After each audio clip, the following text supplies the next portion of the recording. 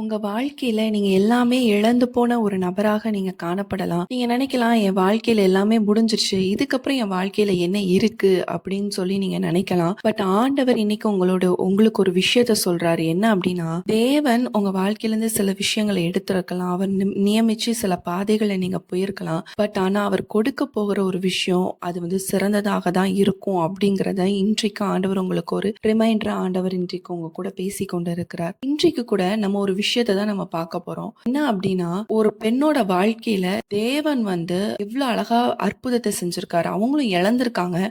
ஆனா அவங்களுடைய வாழ்க்கையில ஒரு பெரிய எதிர்காலமே இல்ல, முடிஞ்சிருச்சு அப்படின்னு ஒரு நினைச்ச நபருக்கு ஒரு அழகான ஒரு எதிர்காலத்தை அமைச்சு கொடுத்த தேவனை பற்றி தான் நம்ம இன்றைக்கு நம்ம டீட்டெயிலா பார்க்க போறோம்.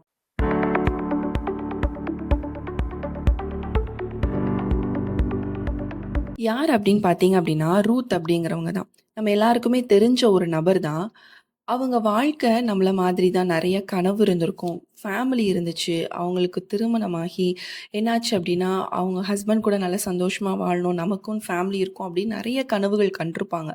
பட் ஆனா, அந்த டைம்ல தான் என்னாச்சு அப்டின்னு பார்த்தீங்க அப்டின்னா, அவங்களோட முதலாவது கணவர் இறந்து போகிறத நம்ம பார்க்குறோம். அந்த நிமிஷம் யோசிச்சு பாருங்க.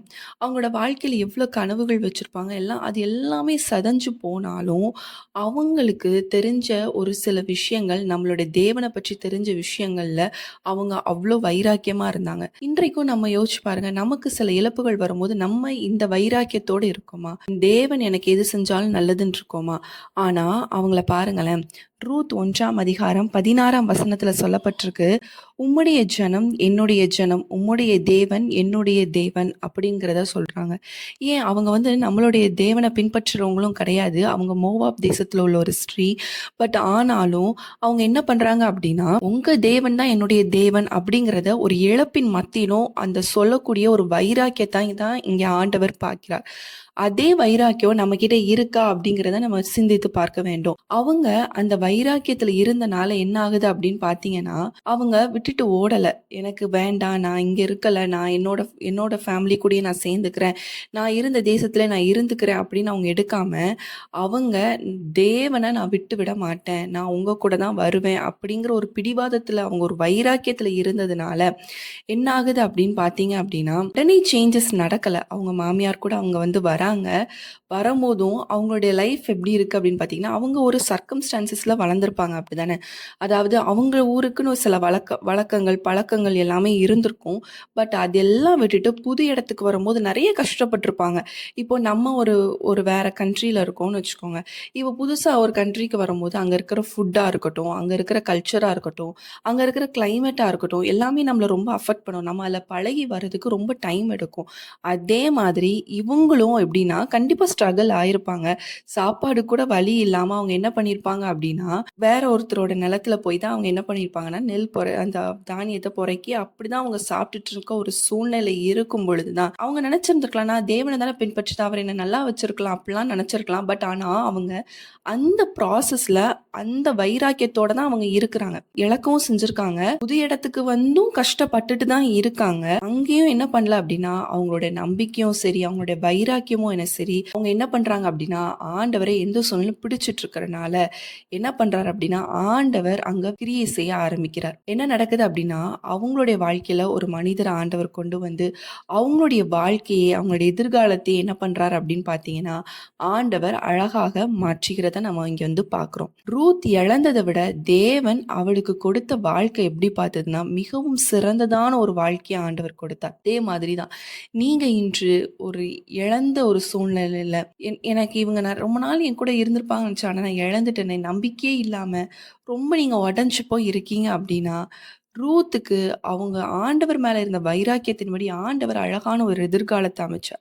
இன்றைக்கு உங்களுக்கும் ஆண்டவர் அழகான ஒரு எதிர்காலம் வைத்திருக்கிறார். அது திருமண வாழ்க்கையாக, செகண்ட் லைஃபா கூட இருக்கலாம். இல்லையா வேற விஷயங்கள், அதாவது வாழ்வாதாரமே இல்ல, நான் என்ன பண்ணுவேன்? என் ஹஸ்பண்ட் இல்ல எனக்கு, என் மனைவி இல்ல, நான் தனியா எப்படி லைஃப்ப ஹேண்டில் பண்ணுவேன் இப்படின்னு சொல்லி நீங்க பல குழப்பத்தோடு இருக்கலாம். ஆனா ஆண்டவர் உங்க கூட நிற்கிறார். அதுதான் இங்க ஆண்டவர் சொல்ல வர்றார். உனக்கு மனிதர்கள் உன் கூட இல்ல அப்படின்னாலும், நான் உன் கூட நிக்கிறேன். நான் உன்னோட எதிர்காலத்த அழகா மாற்றுவேன். அவங்களுடைய எதிர்காலம் இருட்டடைஞ்சு இருந்துச்சு. அவங்க வந்து ஒரு இடத்துல வேலை பார்த்து, பொறுக்கி அப்படி சாப்பிட வேண்டியதா இருந்தா. ஆனா, தேவன் என்ன பண்ணார் அப்படின்னா, அவங்களுடைய வாழ்க்கைய அழகாக மாற்றினார். அதே மாரி உன் வாழ்க்கைய நான் அழகாக மாற்றுவேன். நீ வந்து கஷ்டப்பட்டு அங்க, இங்கன்னு ஓடிட்டு திரியிறத விட, நான் உன் கூட இருந்து உன்ன ஆசீர்வதிக்க போறேன்.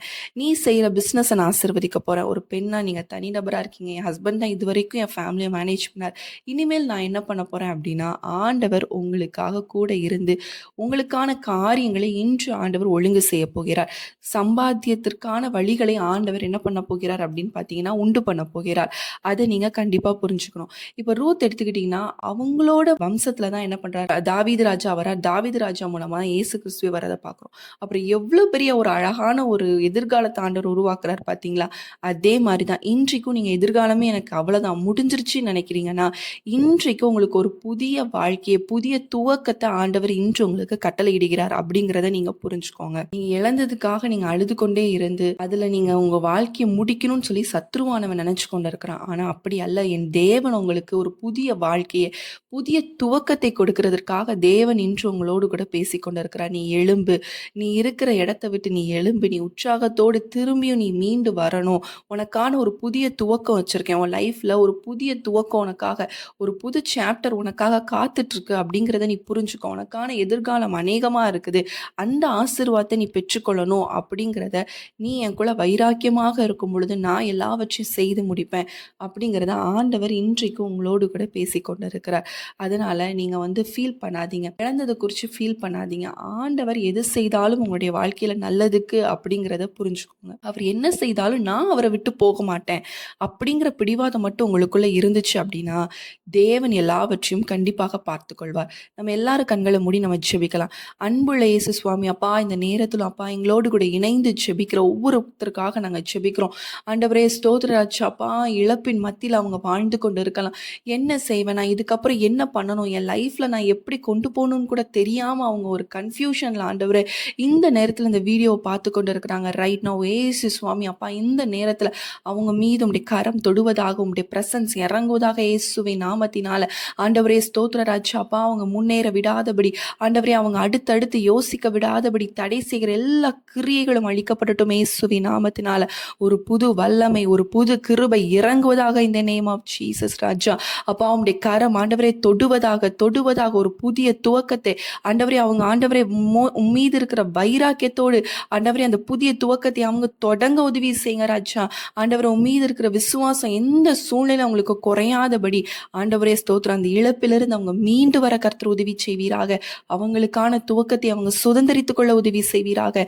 அப்பா உம்முடைய கரத்தில் ஒப்பு கொடுத்து ஜெபிக்கிறோம். இயேசுவின் நாமத்தில் ஜெபிக்கிற நல்ல பிதாவே, ஆமேன். ஆமீன். இந்த நேரத்துல ஆண்டவர் உங்களுக்கு ஒரு புதிய துவக்கத்தை கொடுத்திருக்கிறார். நீங்க ஆண்டவரை மட்டும் வைராக்கியமாக பிடித்து கொள்ளுங்க. மீதி எல்லாவற்றையும் ஆண்டவர் உங்களுக்காக நின்று எல்லாவற்றையும் சீர்படுத்தி ஸ்திரப்படுத்தி ஆண்டவர் உங்களுக்கு வெற்றியான காரியத்தை செய்வார். நீங்க இழந்தது விட ஆண்டவர் உங்களுக்கு நீங்க அதை நினைவு கூறாதபடிக்கு, அதிலிருந்து நீங்க மீண்டு வரும்படிக்கு ஆண்டவர் ஒரு பெரிதான காரியத்தை, பெரிதான சந்தோஷத்தை உங்களுடைய வாழ்க்கையில கர்த்தர் உண்டு பண்ணுவார். உங்களுடைய மகனுக்கோ மகளுக்கோ திருமணமாகாமல் தடைப்பட்டு இருக்கலாம். ஆண்டவர் திருமண காரியத்தை ஒழுங்குபடுத்தி அதுல ஆண்டவரே உங்களுடைய குடும்பத்தின் விருட்சங்களை கனியை ஆண்டவர் என்ன பண்ணுவார் அப்படின்னா பெருக பண்ணுவார் அப்படிங்கிறத நீங்க புரிஞ்சுக்கோங்க.